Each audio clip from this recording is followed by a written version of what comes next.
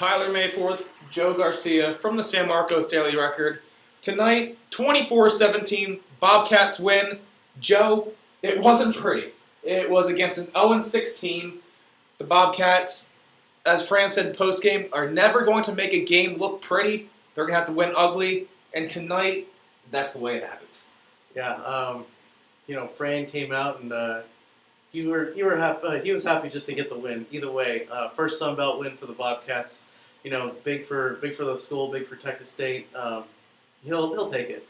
And then Joe, I know one thing that fans are going to clamor about, and I have a feeling I've seen my Twitter feed blow up a little bit with my mentions. The play calling. They only attempted how many passes was it? 12 passes. One was by a running back who threw an interception, Tim Gay. Right. But Joe, when you're running the ball as well as Texas State did, 296 yards, do you really need to pass it too much? Maybe there's an opportunity here or there that they could have, come off the play action or something. But when you have those guys toting the ball and the big men up front pushing, making a big push, why do anything else?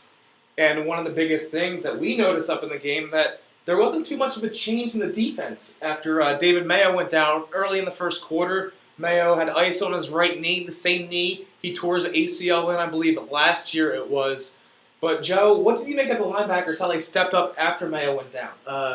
Damian McMiller, 15 total tackles. And the freshman Stephen Smith also got some time, and he stepped up pretty nicely as well.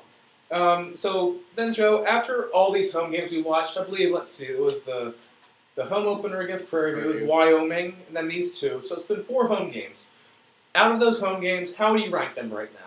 Where do you put this game compared to, say, I would say Wyoming first, because they look the most complete, the most dominant.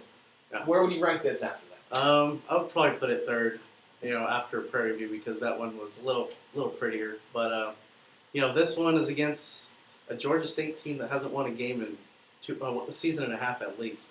So that might be a little concerning, but you're not going to apologize for a win ever.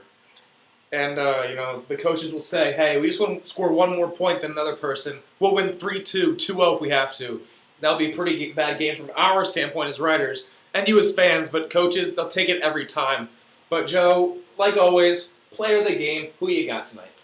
Oh, you got to go with Robert Lowe. I mean, is anybody else going to, career high in rushing yards? And he really made that offense move. Say what you will about the Bobcat offense, predictable, but, he's going to run all over you and you can't stop him. So, why stop that? Second consecutive game with a career high in rushing yards. Last week it was 140. This week, 177. We asked him post-game, is 200 close? He said, you know what? You have to wait to find out. And guys, we appreciate you joining us for this post-game video.